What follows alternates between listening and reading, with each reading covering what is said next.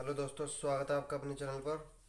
आज हम कक्षा 10 का जो विज्ञान है उसका जो तीसरा चैप्टर है, धातु एवं अधातु, उसको शुरू करने जा रहे हैं।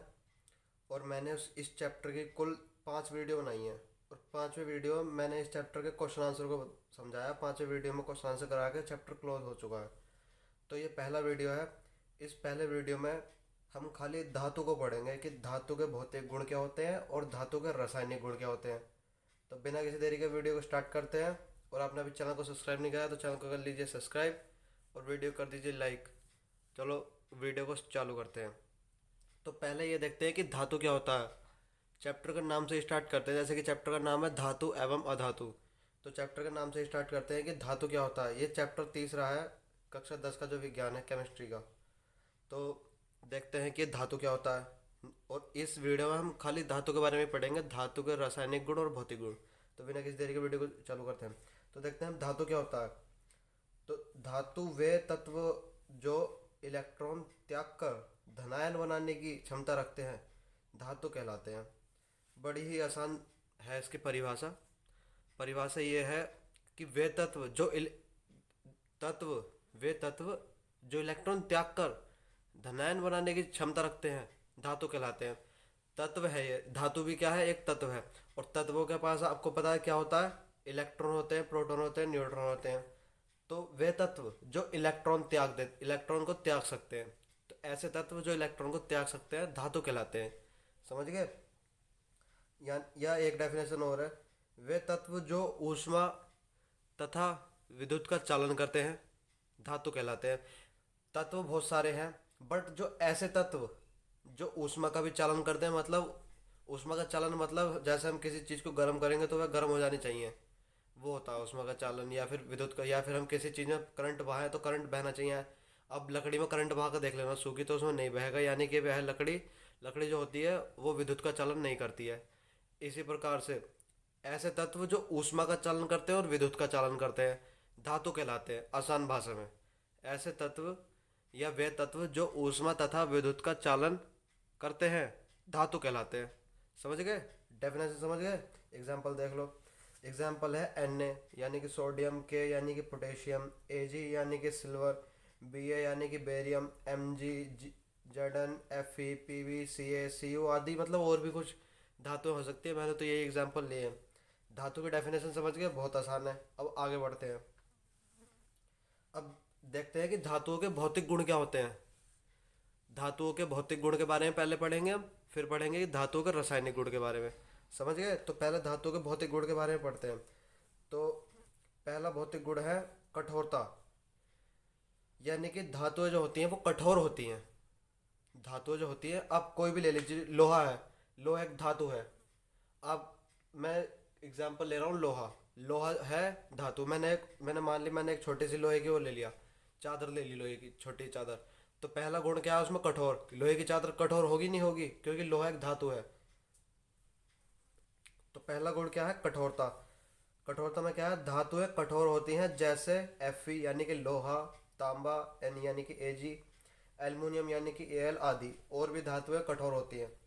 लोहे की आप यहाँ से एग्जांपल ले लो, एक लोहा, सब में फॉलो करेगा वो। लोहा ले लिया हमने, लोहे का थोड़ा थोड़ा सा टुकड़ा ले लिया।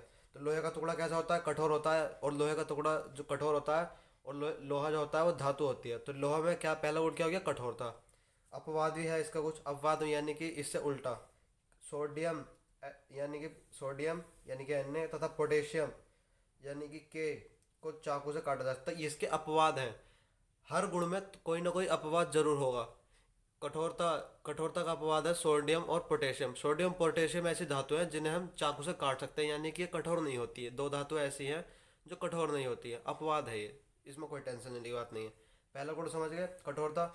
अब दूसरा गुण देखो। दूसरा गुण है धात्विक चमक। क्या है दूसरा गुण, धात्विक चमक।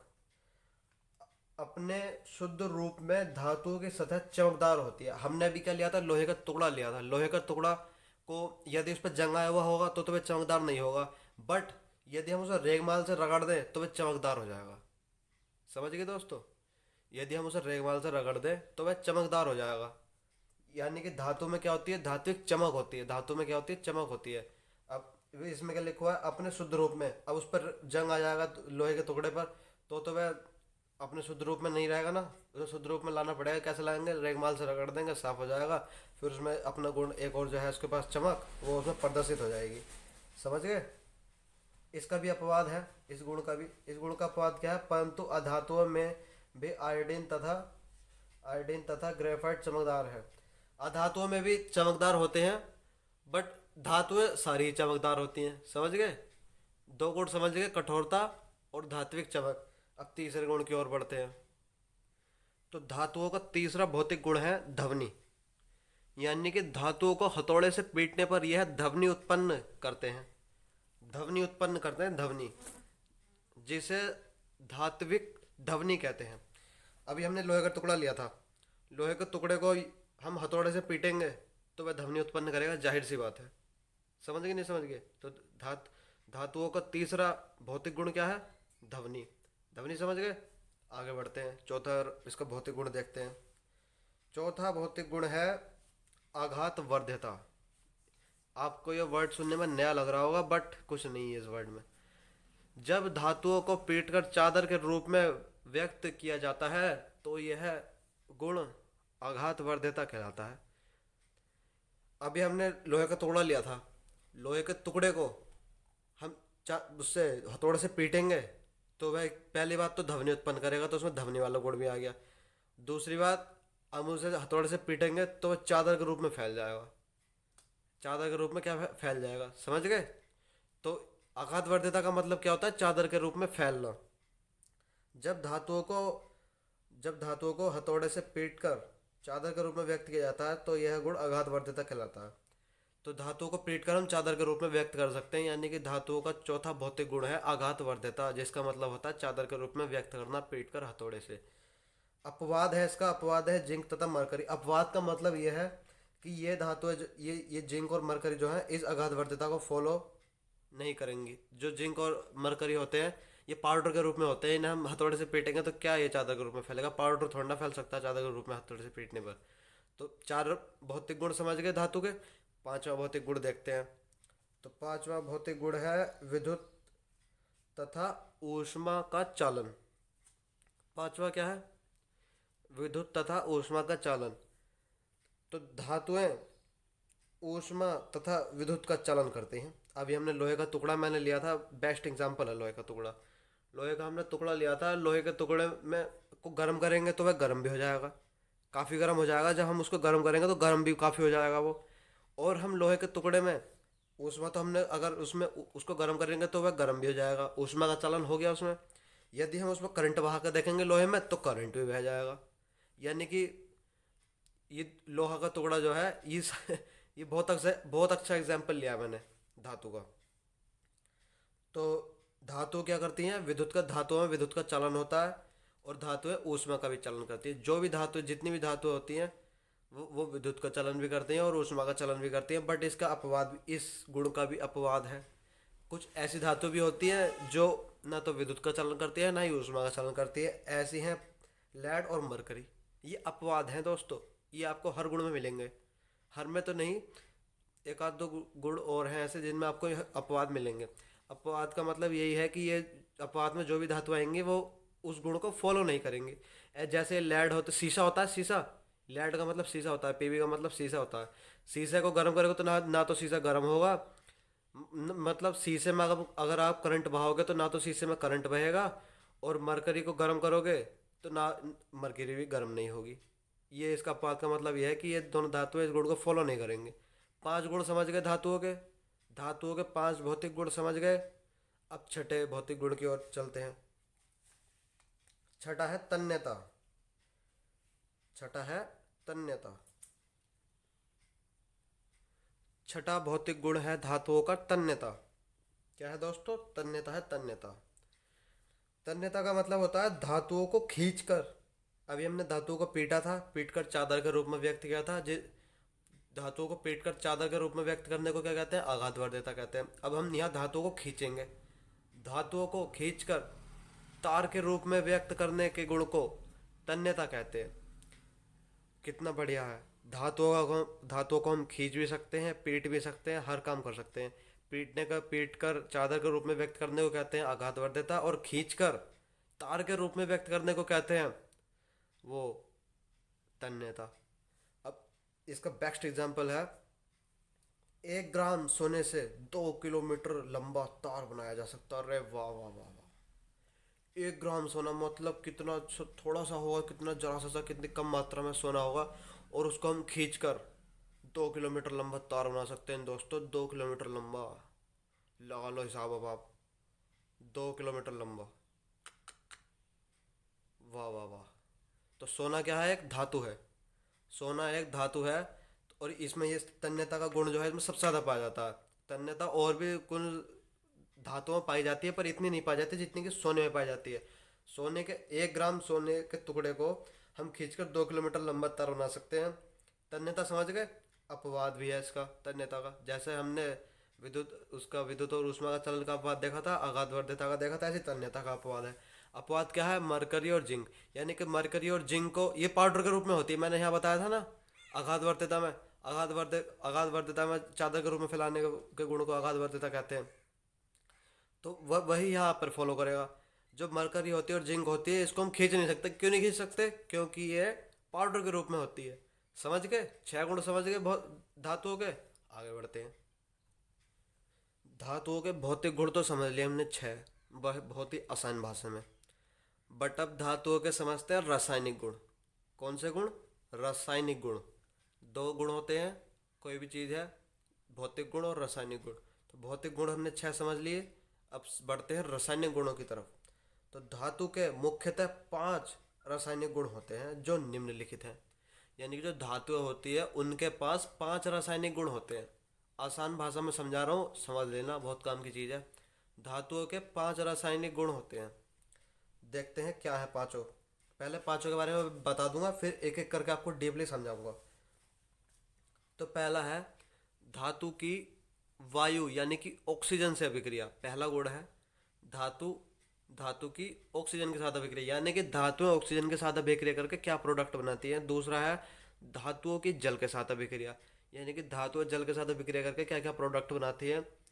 तीसरा है धातुओं की अम्ल से अभिक्रिया, यानी कि धातुएं जो होती है अम्ल से अभिक्रिया करके क्या प्रोडक्ट बनाती हैं। चौथा है धातुओं की लवण से अभिक्रिया, यानी कि धातुएं जो होती है वो लवण से अभिक्रिया करके क्या क्या प्रोडक्ट बनाती है। और पांचवा है धातुओं की सक्रियता श्रेणी, यानी कि धातुओं की सक्रियता श्रेणी यानी का मतलब यही है कि कौन सी धातु कितनी अभिक्रियाशील है, यानी कि कितनी वो अपने अंदर पावर रखती है अभिक्रिया करने की, मतलब एकदम जुड़ने की तत्वों से। क्रियाशीलता में जो श्रेणी है मैं समझा दूंगा। मैं ऐसे शुरू से स्टार्ट करते हैं, एक एक को डीपली समझेंगे। 5 हैं, ज़्यादा नहीं है, कुल 5 हैं। 5 रासायनिक गुण हैं धातुओं के। स्टार्ट करते हैं पहले से। धातुओं का पहला गुण क्या है? धातु की ऑक्सीजन के साथ अभिक्रिया। तो स्टार्ट करते हैं। तो पहले गुण को देखते हैं, धातुओं की वायु के साथ अभिक्रिया या ऑक्सीजन के साथ अभिक्रिया।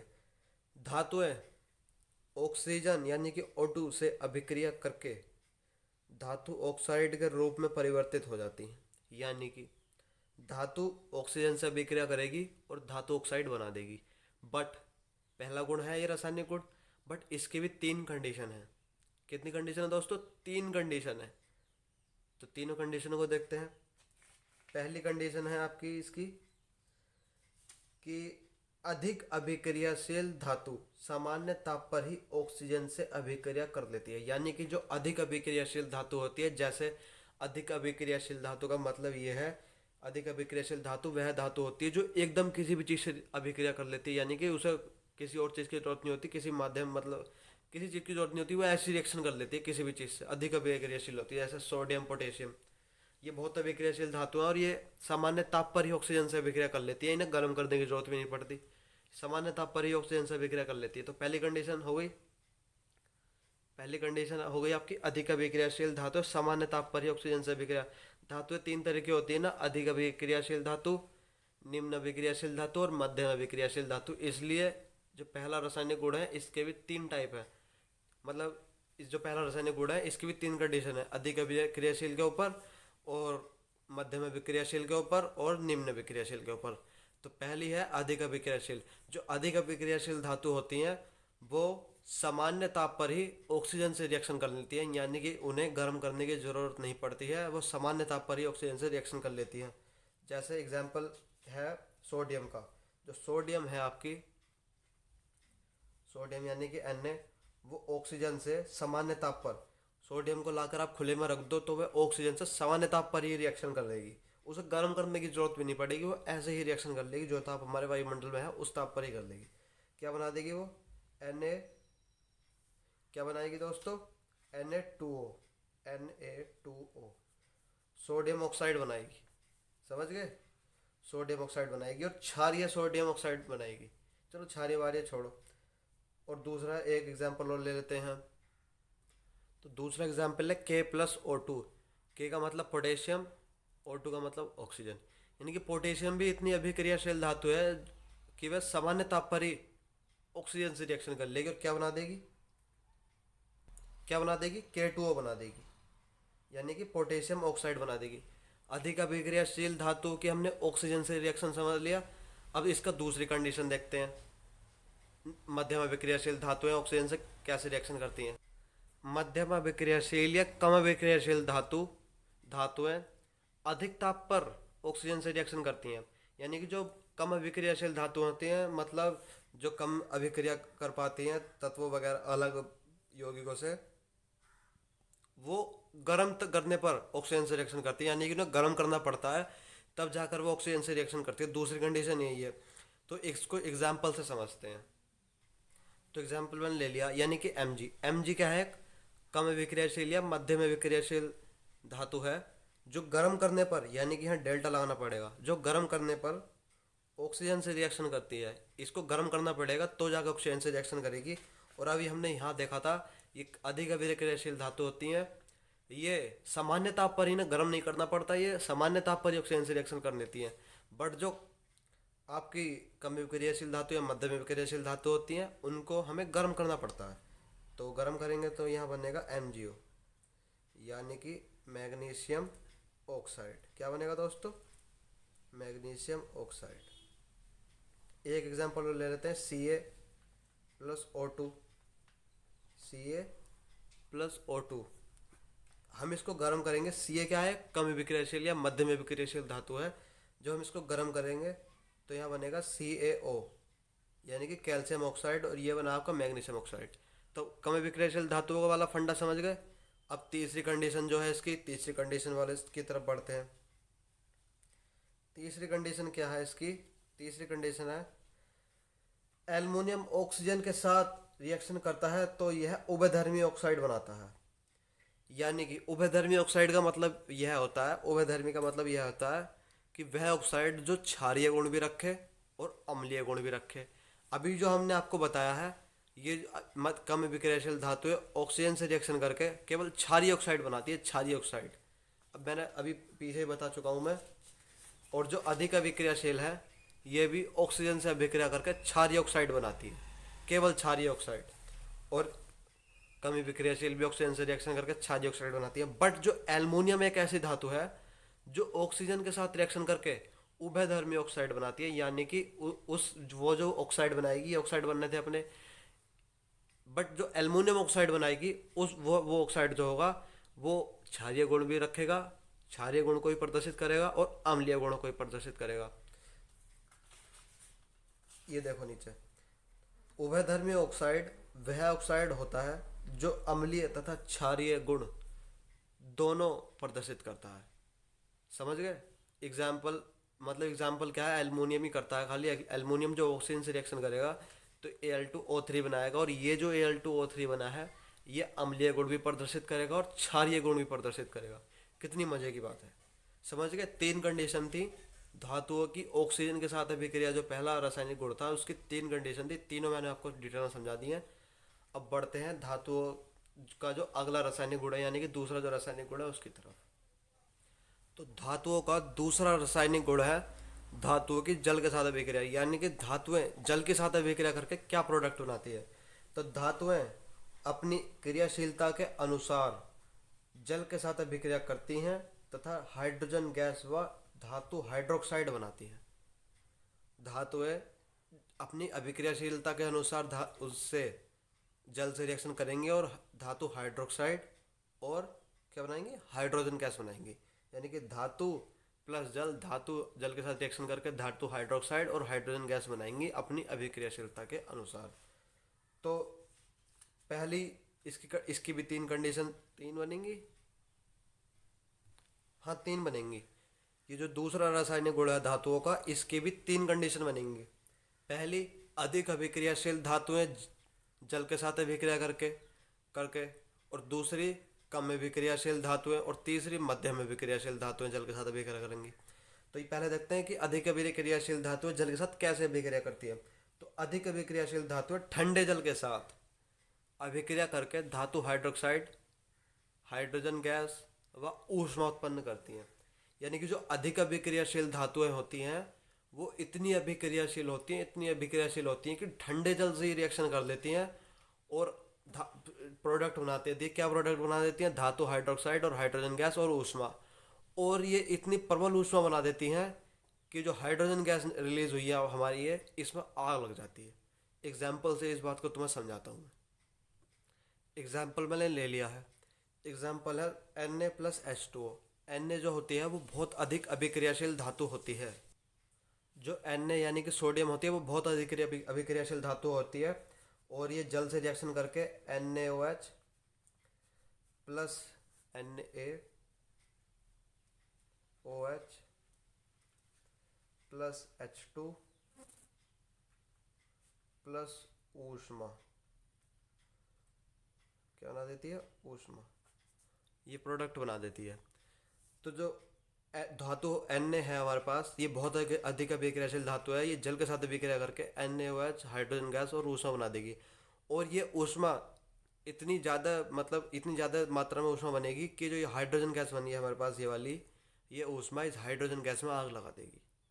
समझ गए। यही कारण है कि हम सोडियम, एक ये धातु, ये सोडियम है, दूसरा एग्जाम्पल है इसका के का, पोटेशियम का, के प्लस, ये पेंसिल क्यों नहीं चल रही भाई, K+H2O यानी कि KOH, क्या बनेगा, KOH plus hydrogen H2 plus ऊष्मा, क्या बनेगी, ऊष्मा। ये दो धातुएं इतनी अभिक्रियाशील होती हैं कि ये ठंडे जल के साथ रिएक्शन करके, ठंडे जल के साथ रिएक्शन करके सामान्य ताप पर ठंडे जल के साथ रिएक्शन करके ऊष्मा बना देती हैं। और ये ऊष्मा इतनी प्रबल होती है कि इस हाइड्रोजन गैस में आग लगा देती है। समझ गए, इस हाइड्रोजन गैस में आग लगा देती है। यही कारण है कि सोडियम और पोटेशियम को कैरोसिन के तेल में डुबा कर रखा जाता है। समझ गए। ये दो अधिक अभिक्रियाशील धातुएं मतलब कुछ ज़्यादा होती हैं जो ठंडे जल के साथ अभिक्रिया करके प्रोडक्ट बना देती है और उसमें बना देती है। इस उसमें से हाइड्रोजन गैस में लग जाती है आग। समझ गए, पहली कंडीशन समझ गए, अधिक अभिक्रियाशील धातुओं की जल के साथ रिएक्शन। अब दूसरी कंडीशन की तरफ बढ़ते हैं। दूसरी कंडीशन है कैल्शियम, यानी कि जो एक मध्यम अभिक्रियाशील धातु है, मध्यम अभिक्रियाशील धातु जो होती हैं वो ठंडे जल के साथ अभिक्रिया करके कैल्शियम हाइड्रोक्साइड व हाइड्रोजन गैस उत्पन्न करती है। यानी कि Ca जो है वो H2O से रिएक्शन करके CaOH का whole twice plus hydrogen gas बनाएगी, ऊष्मा नहीं बनाएगी। जो मध्यम अभिक्रियाशील धातुएं होती हैं वो ऊष्मा नहीं बनाती है। और जो अधिक अभिक्रियाशील धातुएं होती हैं वो जल के साथ रिएक्शन करके ऊष्मा बना देती हैं, जिससे हाइड्रोजन गैस में आग लग जाती है। दूसरी कंडीशन समझ गए। तीसरी कंडीशन देख लो। तीसरी कंडीशन है भी कोई खास नहीं है। तीसरी कंडीशन है कम अभिक्रियाशील धातुओं वाली, यानी कि दो हमने समझ ली, दो अभी तक समझ ली थी हमने। तीसरी है कम अभिक्रियाशील धातुएं ठंडे जल के साथ अभिक्रिया नहीं करती हैं, ये गर्म जल के साथ अभिक्रिया करती हैं तथा धातु ऑक्साइड व हाइड्रोजन गैस देती है। अभी तक हमने दो कंडीशन देखी थी, अधिक अभिक्रियाशील धातु की और मध्यम अभिक्रियाशील धातु की, जो कि ठंडे जल के साथ रिएक्शन कर लेती है। बट जो कम अभिक्रियाशील धातु होती है, निम्न अभिक्रियाशील धातु होती है, वो ठंडे जल के साथ रिएक्शन नहीं करती हैं, वो गर्म जल के साथ रिएक्शन करती है। एग्जाम्पल मैंने लिया है Fe, यानी कि लोहा। लोहा कोई ठंडे जल के साथ थोड़ा रिएक्शन कर लेगा, बहुत गर्म करना पड़ेगा जल को, तब जाके वह क्या करेगा, रिएक्शन करेगा। तो लोहा H2O के साथ रिएक्शन करेगा गर्म जल के साथ और Fe3O4 बना देगा और हाइड्रोजन गैस बना देगा। ऐसे ही Zn है, जिंक। जिंक जल के साथ अभिक्रिया करेगी गर्म जल के साथ और ZnO और हाइड्रोजन गैस बना देगी। दूसरा रासायनिक गुण समझ गए धातुओं का। अब तीसरा रासायनिक गुण की ओर बढ़ते हैं। तीसरा रासायनिक गुण है धातुओं का, धातु की अम्ल के साथ अभिक्रिया। वैसे मैं ये आपको बता चुका हूँ, वो अम्ल क्षारक एवं लवण वाले चैप्टर में ये आपको समझा चुका हूँ कि अम्ल जो होते हैं वो धातु के साथ रिएक्शन करके हाइड्रोजन गैस बनाते हैं और लवण बनाते हैं। बहुत आसान है, मैं बता चुका हूँ, पर दूसरी बार भी समझ लो। चलो धातु वाले चैप्टर में फिर आ गया कि धातु अम्ल से अभिक्रिया करके क्या बनाती हैं। तो सामान्यतः सभी धातुएं तनु अम्ल यानी कि HCl से क्रिया करके अभिक्रिया करके हाइड्रोजन गैस तथा धातु लवण निर्मित करती हैं। बहुत आसान है, एग्जाम्पल से समझते हैं। तो एग्जाम्पल मैंने ले लिया Na और HCl। Na जो है धातु है और HCl एक अम्ल है, यानी कि धातु अम्ल के साथ अभिक्रिया करेगी। हाँ, तो अम्ल के साथ अभिक्रिया करके मैंने पहले ही बता चुका हूँ चैप्टर 2 में कि अम्ल के साथ अभिक्रिया करके धातु लवण बनाती हैं, यानी कि NaCl बनेगा। यहाँ ये धातु है और Cl यानी कि लवण जुड़ गया इसके साथ, तो यह हो गया धातु लवण प्लस हाइड्रोजन गैस बन जाएगी। क्या बन जाएगी? हाइड्रोजन गैस बन जाएगी। पहला एग्जाम्पल हो गया। दूसरा एग्जाम्पल देख लेते हैं। दूसरा एग्जाम्पल है K प्लस HCl, यानी कि K भी एक क्या है? K मतलब पोटेशियम। पोटेशियम भी एक धातु है, अम्ल के साथ अभिक्रिया करके क्या बनाएगी? ये KCl बनाएगी और हाइड्रोजन गैस इसमें से हो जाएगी रिलीज। तो धातुओं की अम्ल के साथ अभिक्रिया का मतलब समझ गए, यानी कि धातु अम्ल के साथ अभिक्रिया करके धातु लवण और हाइड्रोजन गैस बनाती हैं। तीसरा रासायनिक गुण समझ गए। अब बढ़ते हैं धातुओं के चौथे रासायनिक गुण की तरफ। तो दोस्तों धातुओं का चौथा रासायनिक गुण है धातुओं की लवणों के साथ अभिक्रिया, यानी कि धातुएं लवणों के साथ अभिक्रिया करके क्या क्या प्रोडक्ट बनाती हैं, इसके बारे में पढ़ने वाले हैं। तो जब अधिक अभिक्रियाशील धातु यानी कि NaKMg, कम अभिक्रियाशील धातु यानी कि Au Ag Fe Pb आदि के लवण के साथ अभिक्रिया करके उसे विस्थापित कर देती हैं। यानी कि जो चौथा रासायनिक गुण है ये विस्थापन अभिक्रिया को याद कर लीजिए, बस वही है। विस्थापन अभिक्रिया में चैप्टर 1 में आपको पढ़ा चुका हूँ। विस्थापन अभिक्रिया में क्या होता है? अधिक अभिक्रियाशील आयन कम अभिक्रियाशील आयन को विस्थापित कर देता है। वही फंडा यहाँ पर है, एग्जाम्पल से समझते हैं। एग्जाम्पल मैंने लिया। एग्जाम्पल मतलब मैंने ले लिया है। एग्जाम्पल है Zn प्लस CuSO4। CuSO4 क्या है? एक लवण है। Zn क्या है? एक धातु है। धातु जब लवण के साथ रिएक्शन करता है तो Zn Cu से अधिक अभिक्रियाशील है। Zn जो है यानी कि जिंक जो है वो Cu मतलब कॉपर से अधिक अभिक्रियाशील धातु है। इसी कारण जिंक जो है कॉपर को इसके लवण से निकाल फेंकेगी और SO4 को अपने साथ कर देगी, यानी कि यहाँ बनेगा ZnSO4। इसका मतलब Zn ने Cu का स्थान ले लिया। क्यों ले लिया? क्योंकि Cu जो है कमजोर है, Zn जो है वो अधिक अभिक्रियाशील है, ये जो कम अभिक्रियाशील है। इसको निकाल फेंका, Cu को कर दिया विस्थापित। पहला एग्जाम्पल हो गया। दूसरा एग्जाम्पल देखते हैं। दूसरा एग्जाम्पल मैंने ले लिया। दूसरा एग्जाम्पल है AgNO3 प्लस Na। AgNO3 क्या है? एक लवण है। Na क्या है? एक धातु है। जब धातु लवण के साथ रिएक्शन करता है तो क्या बनता है? देखो, Ag क्या है? बहुत कम अभिक्रियाशील धातु है और Na क्या है? बहुत अधिक अभिक्रियाशील धातु है। Na का मतलब सोडियम, Ag का मतलब आपका है सिल्वर। तो जब सोडियम अधिक अभिक्रियाशील है और Ag जो है कम अभिक्रियाशील है, इसी कारण सोडियम जो है Ag को निकाल फेंकेगा, यानी कि यहाँ बनेगा NaNO3 प्लस Ag। मतलब क्या हुआ इसमें? सोडियम ने Ag को निकाल फेंका। क्यों निकाल फेंका? क्योंकि Ag जो है कम अभिक्रियाशील है।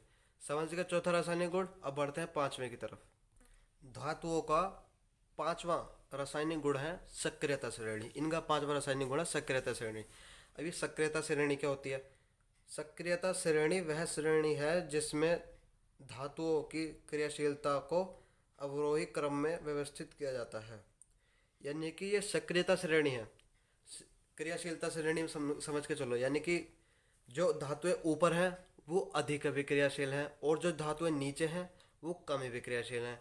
यानी कि जो ये पोटेशियम है, potassium, sodium, magnesium, calcium, aluminium, यानी यहाँ तक ये क्या, मैग्नीशियम तक, ये अधिक अभिक्रियाशील धातु हैं। यानी कि अधिक अभिक्रियाशील का मतलब ये एकदम ही किसी प्रोडक्ट से रिएक्शन कर लेंगे। जैसे हमने अभी देखा था ऑक्सीजन के साथ रिएक्शन। जो अधिक अभिक्रियाशील धातु होती है वो ऑक्सीजन के साथ रिएक्शन सामान्य ताप पर ही कर लेती हैं। समझ गए? और हमने देखा था कि जल के साथ रिएक्शन, जो अधिक अभिक्रियाशील धातु होती है वो जल के साथ रिएक्शन जो कर लेती हैं ठंडे जल से कर लेती हैं और ऊष्मा भी बना देती हैं, फिर उस हाइड्रोजन गैस में आग भी लग जाती है। तो अधिक अभिक्रियाशील धातु का मतलब होता है जो अधिक अभिक्रियाशील होती है, जो कि उन्हें किसी गर्म वरम करने की जरूरत नहीं होती, वो ऐसी रिएक्शन कर लेती हैं। अब आ जाते हैं मध्यम अभिक्रियाशील धातु। जैसे ये वो है कैल्शियम, एल्युमिनियम, जिंक, और Fe है, पीवी लेड है, हाइड्रोजन, यहाँ तक समझो। यहाँ तक ये आपके मध्यम अभिक्रियाशील धातु, यानी कि ये मध्यम अभिक्रियाशील धातु है। मध्यम अभिक्रियाशील धातु में मैंने तुम्हें बता चुका हूँ, यानी कि ये अभिक्रिया तो करेंगी, कर भी सामान्य ताप पर लेंगे, बट ये ऊष्मा ऊष्मा नहीं बनाएंगे, कुछ वगैरह वगैरह आगे आप कोई ऐसी चीज़ नहीं बनाएंगे जिससे आग लग जाए। और ये है नीचे के हाइड्रोजन से जो नीचे की है, ये कम अभिक्रियाशील धातु है, ये भी किसी भी प्रोडक्ट से रिएक्शन करेंगे तो इनको जो है गर्म करने की जरूरत पड़ेगी। मतलब ऐसा समझ के चलो आप, किसी भी से ऐसा तो मैं नहीं कह सकता कि किसी से भी रिएक्शन करेंगे तो गर्म करने की जरूरत पड़ेगी, बट ये कम विक्रियाशील धातु हैं, ये कम रिएक्शन करती हैं। इनको रिएक्शन कराने के लिए जोर देना पड़ता है, और जो ऊपर की धातु हैं इन्हें हम ज़्यादा जोर जबरदस्ती नहीं करते हैं। तो दोस्तों, वीडियो को ज़्यादा लंबी नहीं करनी है, मिलते हैं नेक्स्ट वीडियो में, उसमें मैं अधातु के बारे में पढ़ाऊंगा। और ये वाली वीडियो पसंद आई तो वीडियो को करना लाइक और चैनल को करना सब्सक्राइब। मिलते हैं नेक्स्ट वीडियो में, तब तक पढ़ते रहें।